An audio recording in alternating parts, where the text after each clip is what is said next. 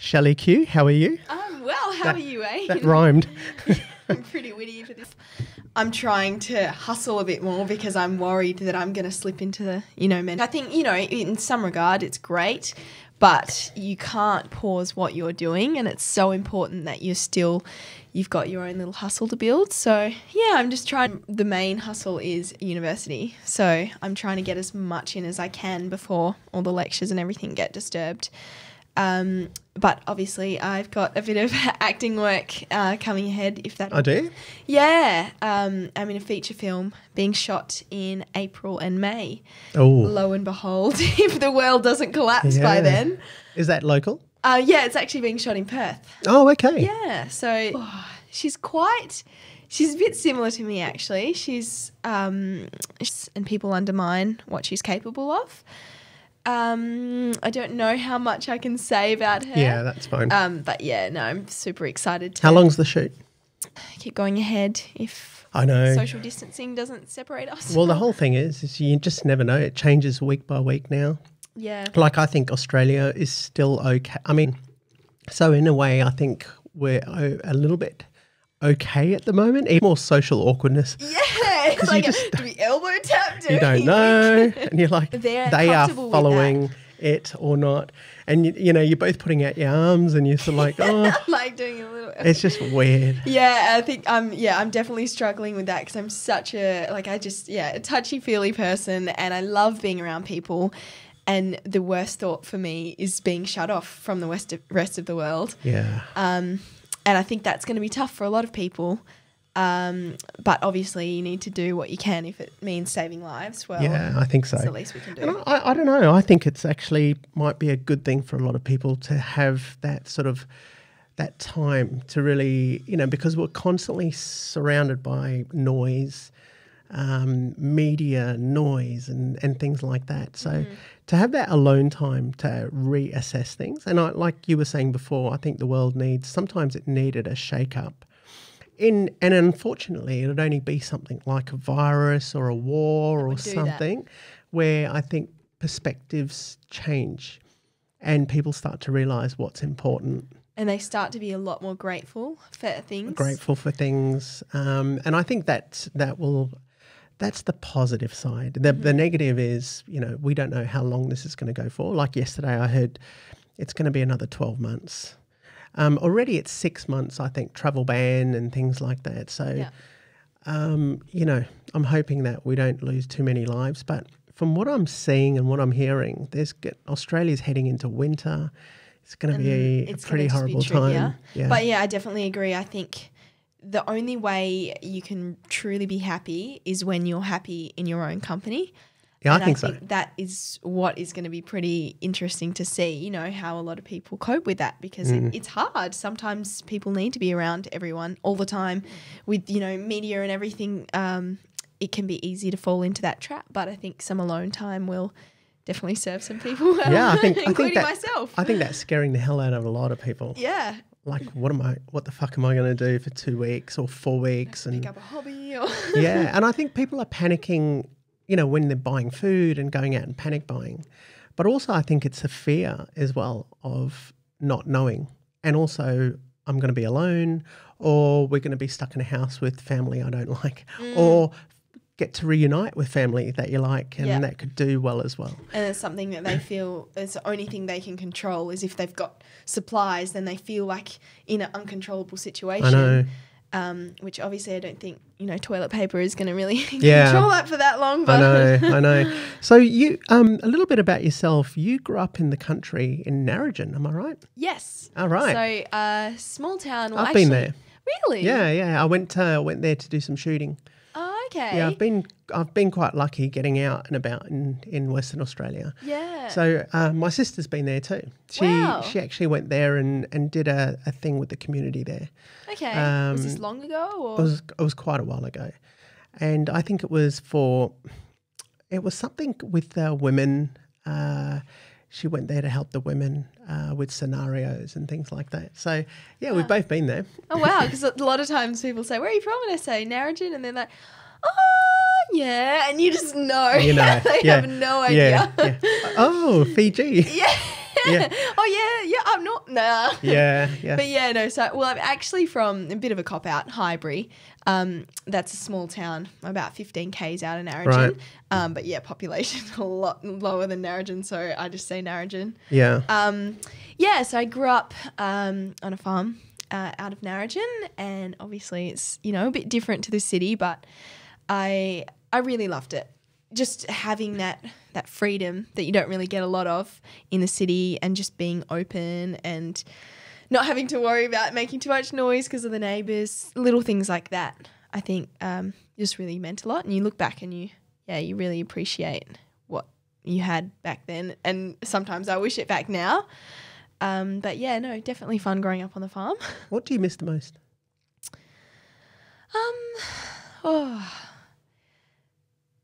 Probably in some ways I miss just the constant peace.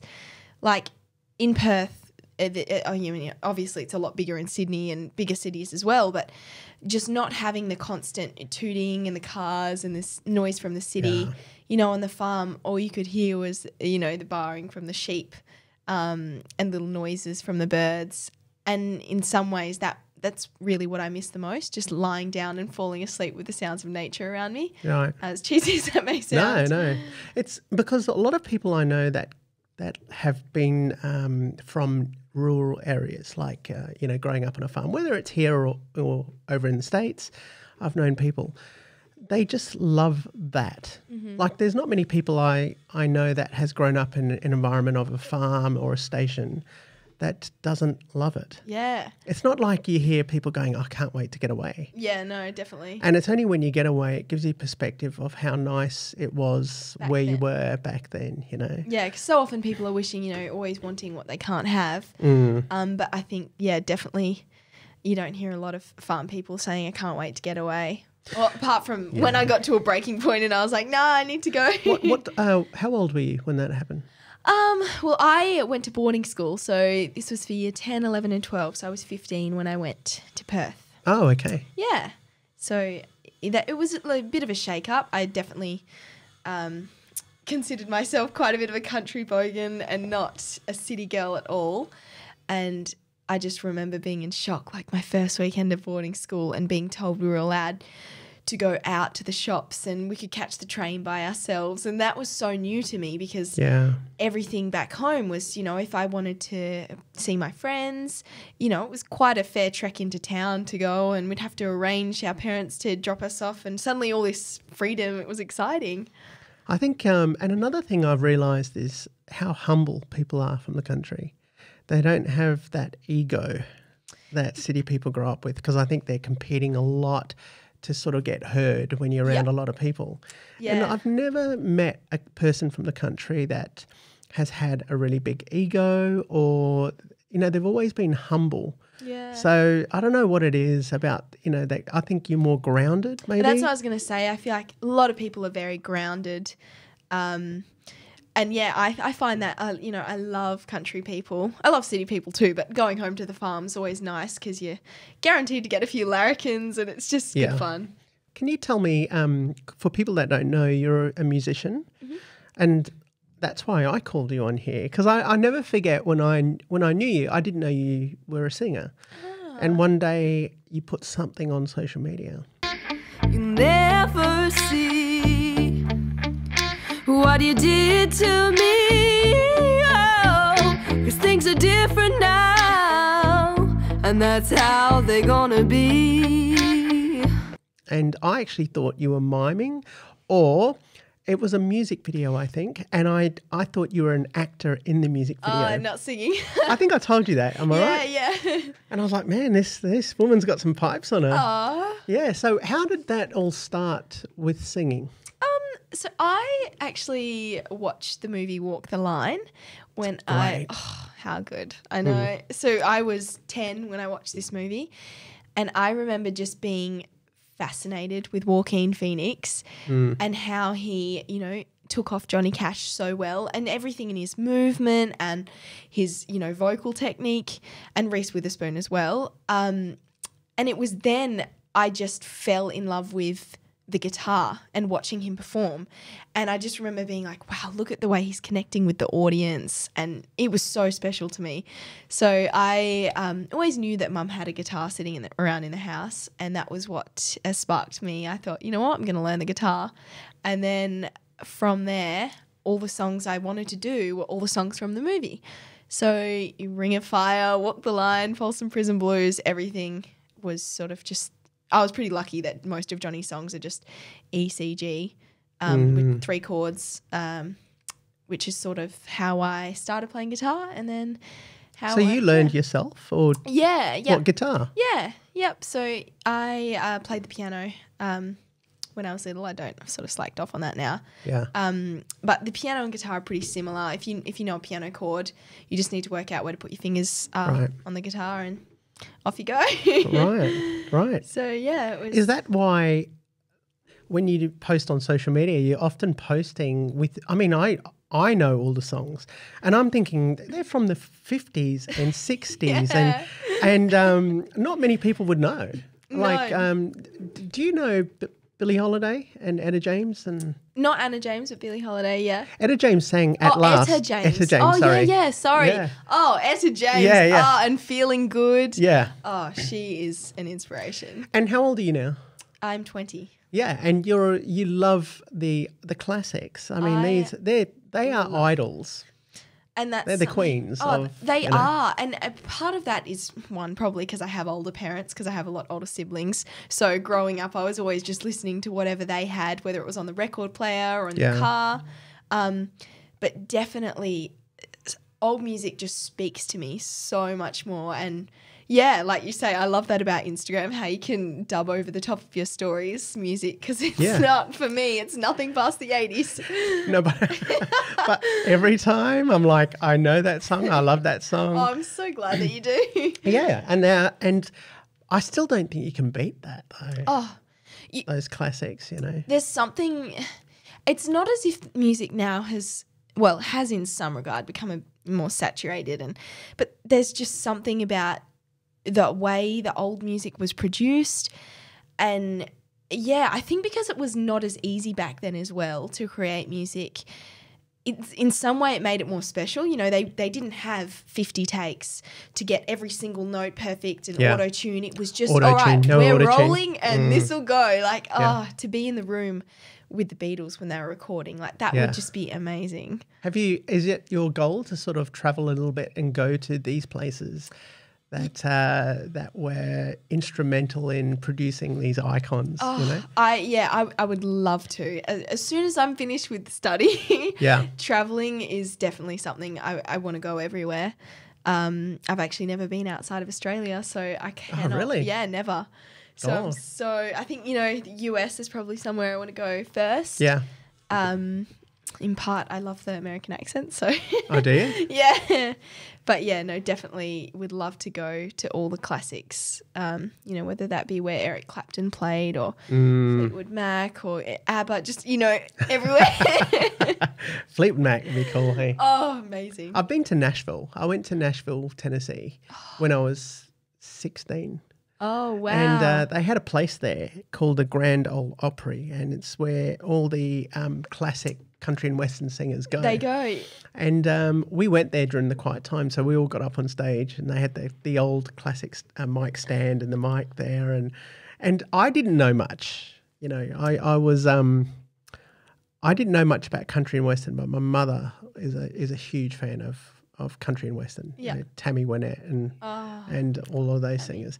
And she kept saying to me, she kept going, Wayne, this is where they all this is the this is like the Apollo Theatre for R&B, in Harlem. Country and western is the Grand Ole Opry. Like if you survive here, you can make it anywhere, sort of a thing. And I remember we're in this, I didn't know anyone, and there was a person you might know, Minnie Pearl. Her name was Minnie Pearl. We were in her museum, and she walks in. I'm looking at I didn't know anyone. My mum, I'm just following my mother around. So, yep, she says a big deal. And So. yeah, and suddenly Mum goes, "Holy crap, that's Minnie Pearl. She's walked in here," and so we had a chat to her and stuff like that. But it was just weird being in that sort of environment where country and western in America, in the States, is huge. Yeah, and that's, I think, Nashville, Tennessee. Oh, I just love to go over there because I am obviously a big fan of country and I love the Australian country music. What is it about country? I mean, because I noticed when I went up north in WA, in the rural areas, they love country and western music. You know, Slim Dusty going and, you know. All the other ones. What is that? I think part of it is culture. Like, you know, whether it's, you know, like you say, Slim Dusty, if it's a pub with no beer, everyone loves getting around that song because it reminds them of, you know, just Australia and the taverns and everything. Yeah. Not just that. I think country music, you know, or whether it's, you know, with banjos or it's quite communal and easy to play. And if you're having a jam with some mates, obviously it's cool to do stuff other than country, but there's something about just, acoustic music as well that I think is so special when you bring people together, whether it's around a campfire or around having a few beers. Like that's what I think it is. I remember watching Ray for Ray Charles. Oh, okay. And they asked Ray, what is it about country? He goes, it's always the stories.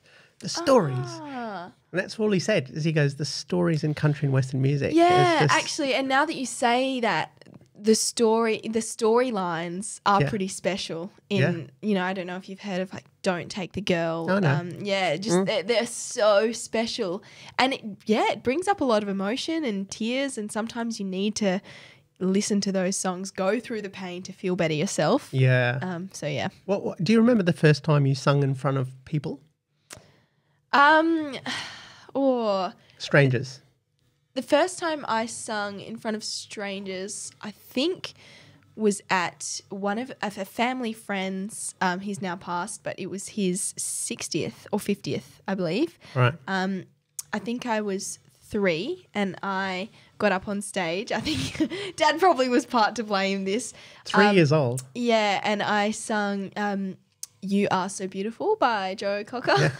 You are, yeah. And I think from that moment, because like I say, I hear things on the radio and I'm just like a parrot. Like I'll just repeat it and repeat that line all the time. And so I heard that song once and I don't know how, but from there it sort of became, like I have vague memories of this, but it became like my song. And when it was, you know, my brother's 21st, and I was still tiny then, I remember getting up and this was Shelley and she's going to sing You Are So Beautiful, and it just used to be me and like a random microphone and a bunch of strangers probably thinking I was crazy. But you obviously had talent. Well, I don't know if it was talent or not if it talent, was just but you had a knack for singing, right? Yeah, I definitely felt like it wasn't comfortable. Yeah, it wasn't nerve-wracking for me. And I remember people always saying like, oh, you're going to get nervous, you're going to stuff up. And I think part of it is just not caring. Like what did it matter if I stuffed up? I'm singing a song and I love singing. So, I think, and to me, the joy of singing was just so much fun. And my older sister was my inspiration as well, and she's the most incredible singer. So I just thought, this is what you do. You perform for people and they smile, hopefully. I just really loved it. It's so nice for an artist to turn around and say, but I don't care what people think. Because do you know how many times that actually intrudes in someone's journey of what they're doing, no matter what it is. They're just caring too much about what other people are going to say about their art. Yeah. So the fact that as a singer, to be able to just go out and go, what the hell? Like I'm here to sing a song. Yeah. You know? Is there a big difference between singing in front of 20 people and then singing in front of thousands like you did at the football game? Yeah. So was it? But it's probably not what you think. It's a lot easier to sing in front of thousands than it is in front of a small crowd, because in front of thousands, they're all little specks. You can't see their faces or their reactions. So essentially, you're just in your own world. Whereas when you've got an intimate audience, that, like you say, I say I don't care, but I still see people's faces, and it's hard Yeah. not to be thrown off. Sure. If you've got an intimate audience, Yeah. and you can see what's going on, and that's why I much prefer bigger crowds where I'm just blurred and can't see anyone. It's like yeah. public speaking. I always say it's easier to talk in front of 1,000 people than it is 12. Yeah. Oh, definitely. So it's the same in singing. 100%, and that's why, and not that I find smaller crowds difficult, but they're definitely trickier than a lot bigger crowds. So, Are you a songwriter? yeah, well, I used to write a lot. I haven't written so much lately. It's bad. I should be writing more, but I used to write a lot in boarding school because I found just the transition from being on the farm and just, sort of having no restrictions to suddenly this is your new life, you're in the city, you're far away from your family, and I just sort of had to get into the routine of, all right, knuckle down time, we're nearing the end. Yeah. And the only way, if I ever had any troubles or I felt homesick, the only way I could deal with it was through playing my guitar. And I would always find I would just go down to the common room, we called it, and I would just play the guitar and no words or singing, but just see what sort of, chord progressions I would come up with, or not that I could riff very well at all, but I would just see what patterns I could play. And then from that, I could sort of hear a tune in my head. And, often they were quite dark because I was annoyed because I had a test that I hadn't studied for, and I decided, right, I'm writing a song. But yeah, then I would find the melody would come. Sometimes the words would be a lot harder. And I find often if I'm going to write a song, it'll come in 10 minutes or it won't come at all. Really? So yeah. And I never really was one for spending hours and hours critiquing each little word, which is probably why I don't put a lot of original stuff out there. But yeah, I would just set voice memos on and then just play, and whatever comes out of my mouth. When was the last time you did that? Oh, probably around 5 months ago, I'd say. Okay, not too long. Yeah. I've got to say, focusing more on acting, I've definitely put more work into acting than I have music, and I love doing covers of songs and trying to make them my own. And I think part of that is probably I'm scared of putting What? my feelings on paper and for the world to judge that and for them to see, oh, is this really what you're thinking? Like, there's a part of me that I think is stopping myself from writing more. Whereas when I was in school, I didn't really care that much because I just thought, oh, who's going to hear it? I'm locked away in a room and it's never going to see the light of day. But then as I started performing more and people started saying, actually, I like this. And you're right, you start with that I don't care what people think. But then you start to realise, people do have an opinion.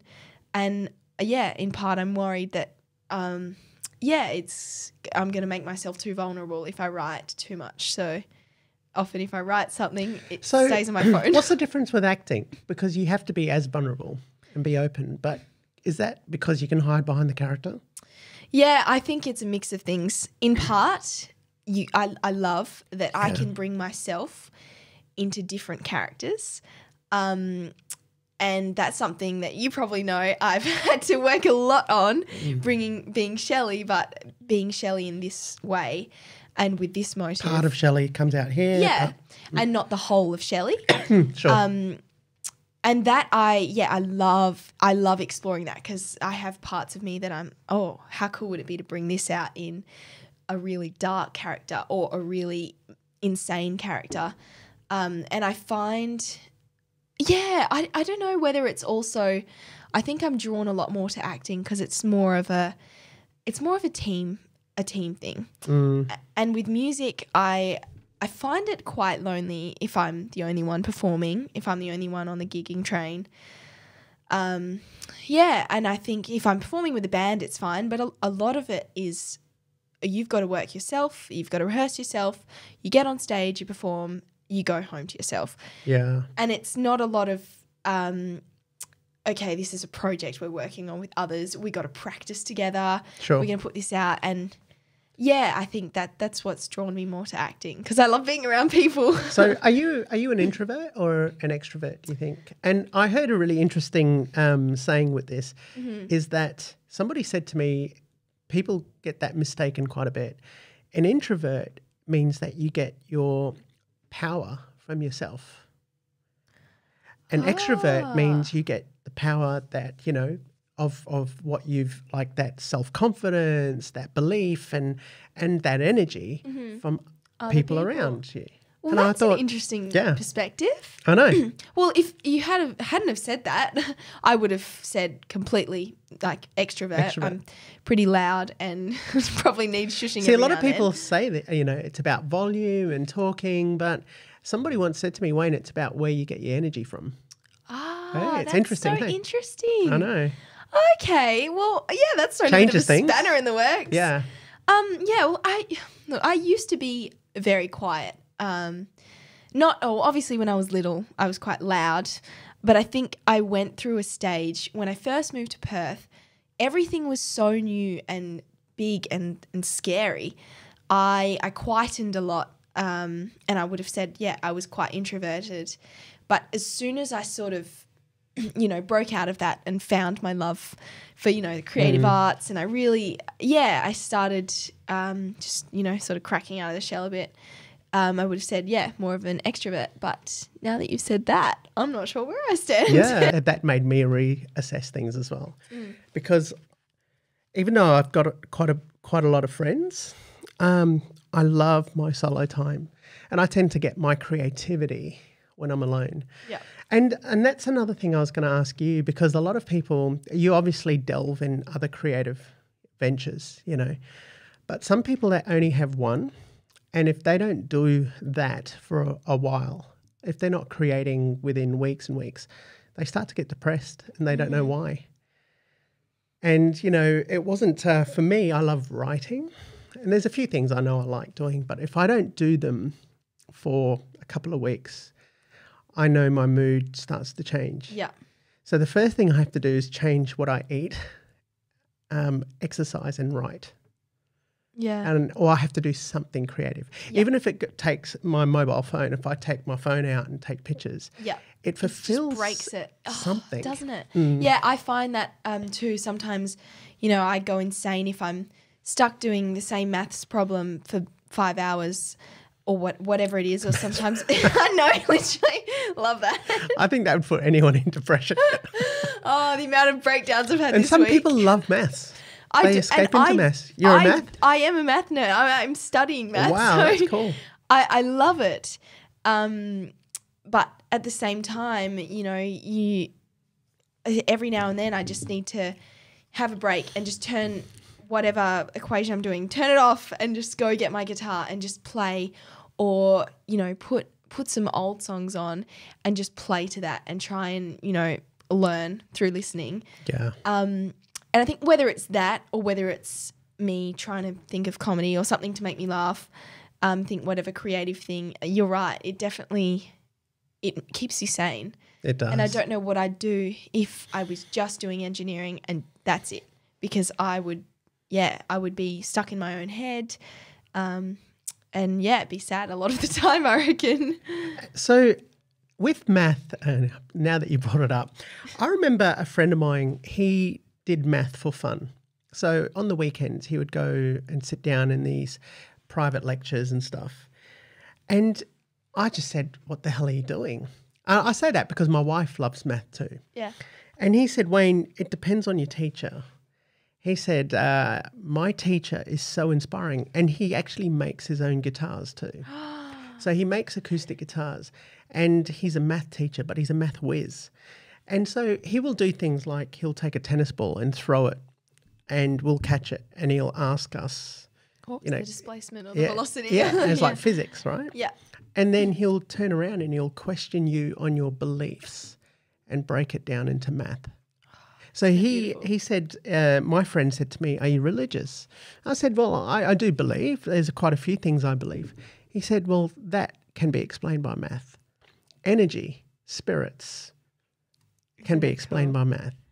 And it just made me think all of a sudden. I thought if I got taught like that at school. I had a school teacher that was doing it because it was a chore and it was a salary and a paycheck. So he didn't inspire us to learn on the importance of mathematics. And when my friend did that, I was in my 30s. Wow. And my friend turned around and started telling me, why he is into mathematics. And I thought, I'd be into math if I knew that. And that's so true. I think it's funny you say that. So in primary school, my mum was my math teacher. And really? in year 11 and 12, my uncle was my math teacher. So it's been in your family. It's, maths is a family love. Wow. But I definitely, hats off to them, because I think that's honestly what has got my love for math so strong, is because I always am fascinated with the reason why. Don't just say that AX plus B is this. Tell me why, and is there a theory, and prove it. And did you assume that beforehand? Like, that is what intrigues me. And I think, my uncle is probably one of the best math teachers. That's fantastic. Can't rate him high enough. And without him, I honestly don't know if I would be interested and if I would just think of it as a chore. Sure. But definitely it's the teachers that make it. So it really is. And I get teased when I was teaching. I often get teased because they know me as the why man, because I'm always asking, why did you make that choice? Because if you can understand that, you're understanding yourself better. And I always used to say, wherever you put the camera, you're taking thousands of people with you, because people are going to be looking at this, if it's online and if it's in the movie theatres. Oh, absolutely. So take responsibility of where you put that camera. And they always went, Wayne is the why man. Wayne, why, Yeah, and it's true. The reason why I'm doing podcasting now, it's because of the fact that I like to know why people are doing what they're doing, and also the journey, that it sort of interests me more than the destination. Like, you're a singer and an actor, and a lot of people know you, is it now, as Shelley Q, right? Yeah. You've been on TV, you've sung in front of thousands of people, but yet that doesn't interest me as much as your upbringing, your inspirations coming from country and understanding and loving country and Western. And why is it that you like music up till the 80s and nothing past the 80s? Yeah. You understand Etta James and Billie Holiday and even Walk the Line. Yeah, best movie of all time. And you see, that interests me more. So when I told people you were coming on, like I mention all the time, I said, I've got different people coming on. And they're like, oh, you're going to talk to her about her acting and her singing. I said, yes, but I'm also interested in the girl that suddenly was inspired and her eyes went wide, and what that was to make you who you are today. Yeah. And the one thing I love is mathematics. I never knew anything about. And now I'm starting to mould together a character. Yeah. Here's this girl from Narrogin that had mathematics in the family, that's come from a bigger family, that taught herself how to play guitar, that sung in front of her first few people at 3, didn't care about what the audience thought, and then moved to boarding school in Perth, which was a big deal for you. And you're starting to sort of come and discover a bit more about yourself. What do you learn, what do you know about yourself more now after delving into the arts of singing and acting that you didn't know back in Narrogin? Do you think? I think something that's changed a lot is just my general appreciation for life. And I think when a lot of people have, rose-coloured glasses on when they go into, this industry, and it makes you really tough because you get used to a million people saying no and shutting doors in your face, and you're kind of used to people just judging you and not, like you say, there's a story behind every person and, people aren't just a one-dimensional image that they see online. there's so much more to that. There and I is. think just, just through everything, not that I've been through a lot, but it really changes you. And I think it makes you a lot more grounded and down to earth, because you can't be sheltered. Before I started, really wanting to do singing and acting, a lot of people would say, oh, that's so cool. Like, I wish I was living that life. Like, you get rewarded with fame. And I just remember being so confused, like as if fame is the end goal. Also, people that aren't creative or are not in the arts don't understand the energy that comes from doing and being creative. Yeah. So they just see the fame. They don't see They don't hard see work the and- tears and the million no's you get and the 100 auditions you have to go through before you get one. And then at the end to say, oh, wow, you're so lucky. Like, and that's the thing. Obviously, it's a lot of hard work. But I love that, because I don't ever want to feel like I got something because I was lucky, although sometimes it is, you are in the right place at the right time. Sure. But to be in the right place at the right time, you need, 10 years of at least training. Yeah. And that is not luck at all. But there's a lot of, things that go wrong along the way, which I try to, not that I do it a lot, but I hard for them to suddenly be that vulnerable. Shelley. Like, I'm not talking to the artist. I'm not talking to the singer or the actor. This is Shelley. I know a lot of actors that it's hard for them to come and just, I just want to talk to you. And sometimes that is really hard. Yeah. So did you know if you were just an actor, Yep. I probably wouldn't have called you on. Do you know why? Because a lot of the times I don't know whether I'm going to be talking to Shelley or am I going to be talking to a the character. Or character, yep. Because it's a lot easier for actors to play characters because it then becomes their defense. Like, you can hurt that, but that's the character. You can hurt that. And then I'm not. I'm not hurt. And then that's the fascinating thing about acting is, I think, if you're an actor, you got to be careful, because it's easy to use characters you've played to not get hurt in the real world as well. That's the thing. And not only, obviously there's vice versa. If you constantly got your guards up in acting, then you're not using your real self. But I'm finding, you've got to find that balance between using things that suck that happen to you, using all that pain and everything you go through, using parts of it to bring up emotion in scenes. But don't completely be yourself, because then you might accidentally get knocked out and start punching walls or whatever it may be. But I know a few acting friends that I'm the same. When they're out in public, I know that that's not them. They're putting on a show. And it is a show. And it might not just be, like a loud extrovert show, but just I know they're not being themselves.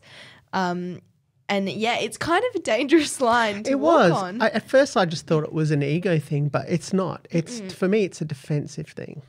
If they're playing a character, then they can't get hurt. Yeah, it's a defense. And it's also, this is who I also think people want me to be. Yeah.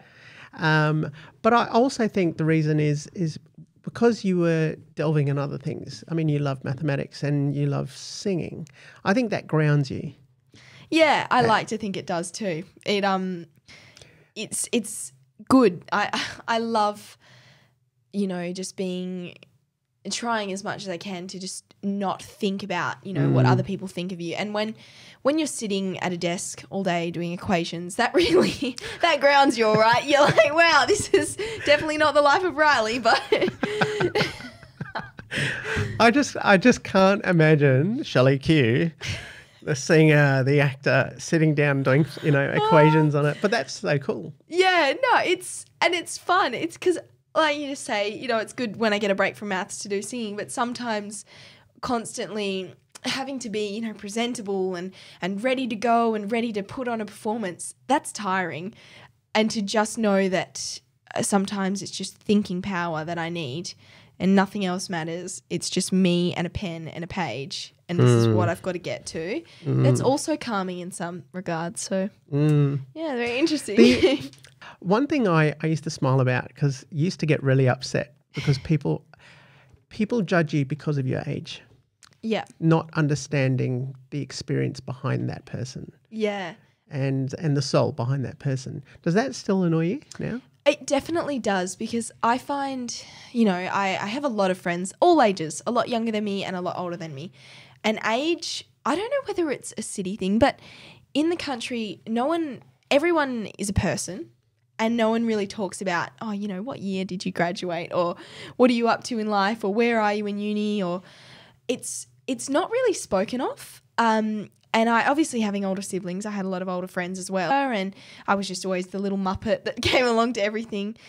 Is it mainly the men or the women? Probably a mix of both, really. I think when I moved to Perth, obviously getting older as well, whether it be in the workforce or whatever, making work connections or just friends in general, I always just felt as soon it was, oh, you're a teenager?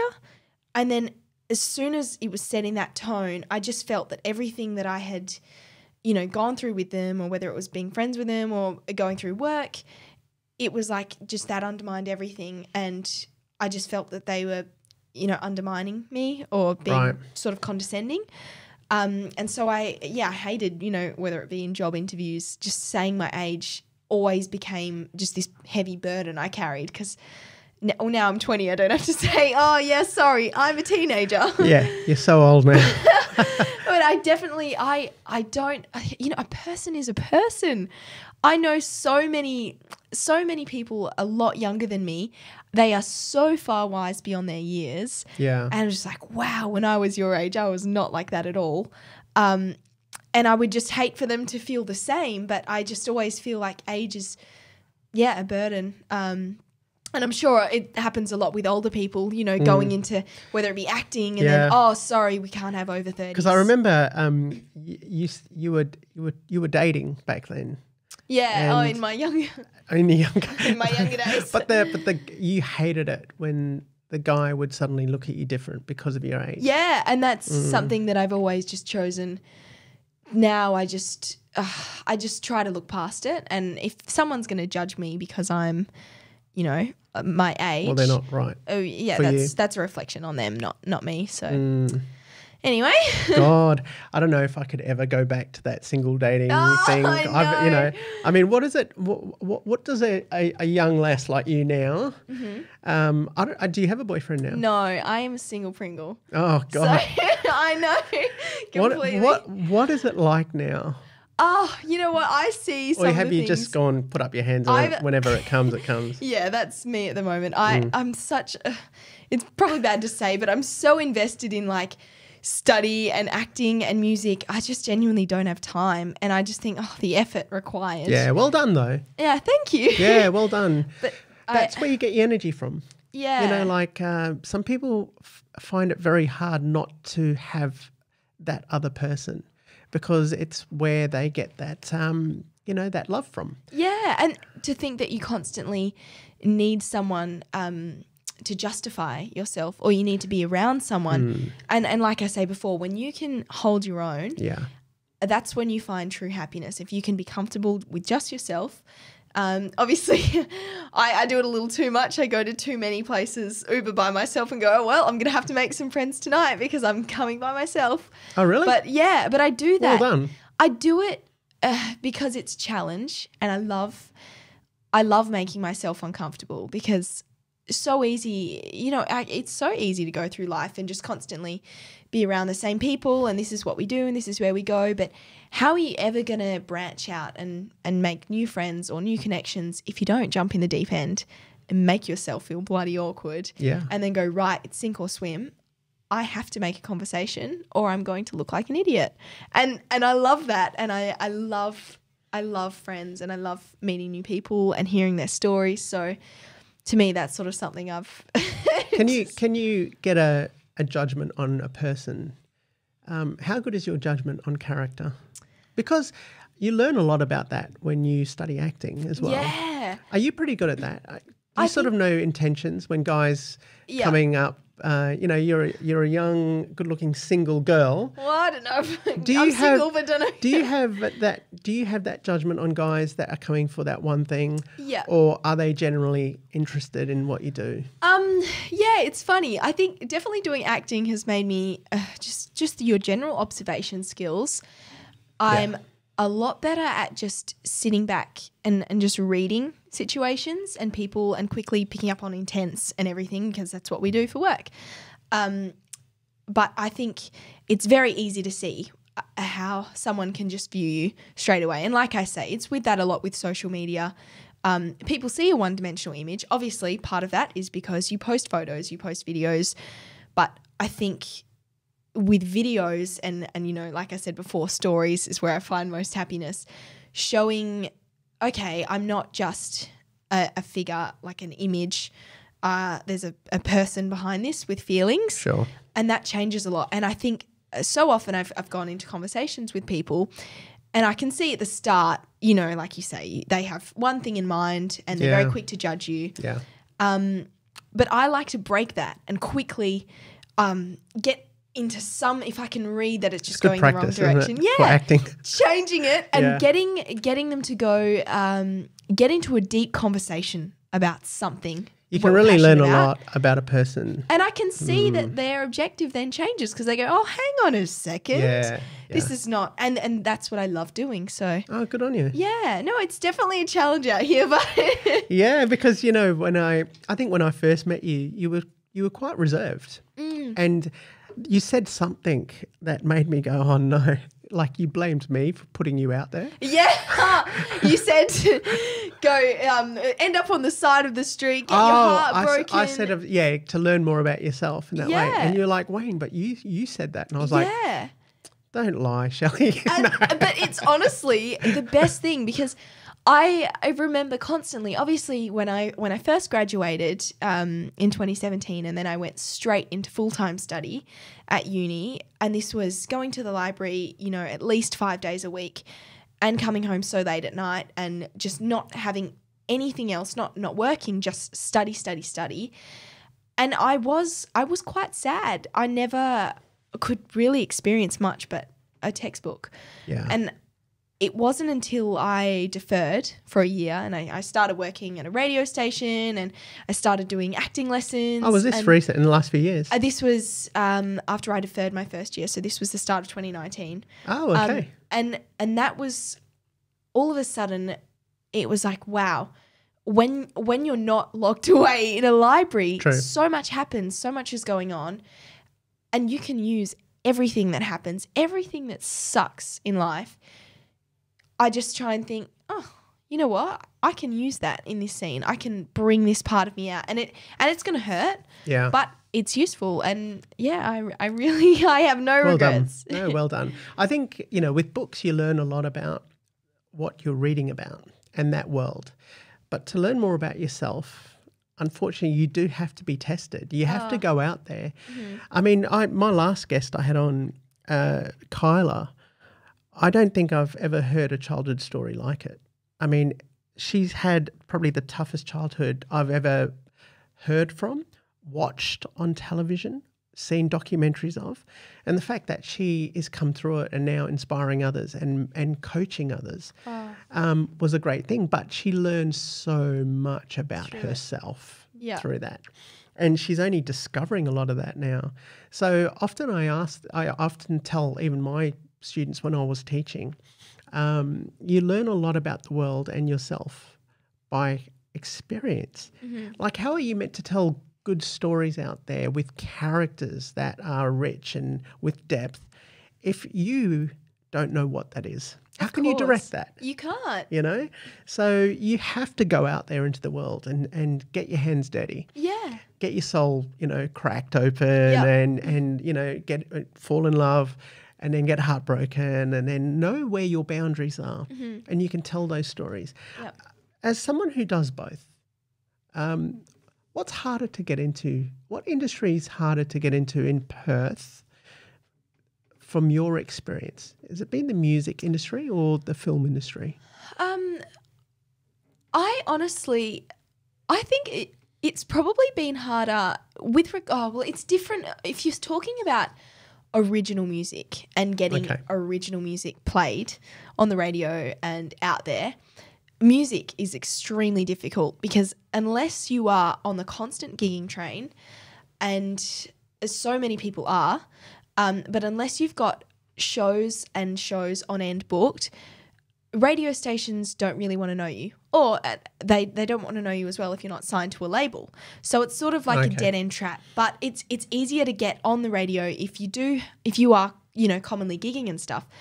For someone like me, I'm not consistent, and part of that is me to blame. But I'm finding time obviously quite difficult with study and acting and everything. Sure. I can't find the time to just constantly gig because that'd be losing sleep and then I'd go insane. But I think once you are performing in the music industry, it's quite a different thing because, I've had people come and say, oh, no, I saw you at that game, or I saw you at this venue, or and then I watched something online you put up. And I think in that regard, it's quite easy if you're with, social media and stuff, it's easy to get your name out there. But then with acting, it is hard to break into the bubble. But I think once you start training and you're around, like-minded individuals that are they want the same things as you, I find acting a lot easier to create with other people. And from that, it makes the journey easier when you've got a team. Other people, it's a around team. You. Yeah. And from that, it's easy to, you're doing a short film, like, oh, you need an extra, I'll be an extra. And then, from there, you meet someone else and, do you want to audition for this? And it is a real contact industry. Yeah. Like who industry out there. Definitely. And I find with acting, I think that's a lot easier to do. Obviously, if you're not training consistently or if you're just trying to do it yourself, it's going to be trickier. Yeah. But yeah. Training's important, I think. So crucial. Yeah, yeah. And plus, who listens to the radio anymore? Oh, I know. God help us. I say that only because I'm on this side of it in podcasting. But yeah, it's a different industry now. Yeah. I think if you have a good profile, you can get your Spotify up and running. You can still get heard pretty well now. Oh, yeah. I think things are changing for artists now. They are. Do you know in this quarantine, in this lockdown, artists are going to flourish because what it's going to do is going to make them create again. Imagine 2 weeks solid creating. I mean, if you were, maybe because you can't do acting, if we were in lockdown, I mean, can you imagine how many things you could write, scripts you could write, songs you could write, what you could get out there. So I think artists are going to flourish in this time. Yeah, and I think because a lot of people are saying, we're struggling, and of course, if we get paid solely off of gigs we've got booked or shows, yes, we are going to get a hard hit. But there are a lot of people that are going to get hard hit. But I think in some regard, in that 2 weeks, it's going to be a lot easier for us to create and write than for someone who deals purely off of human interaction. So, yeah, I think it could be, hopefully I do if I'm not just studying. And I think those industries are changing because of the internet now and exposure.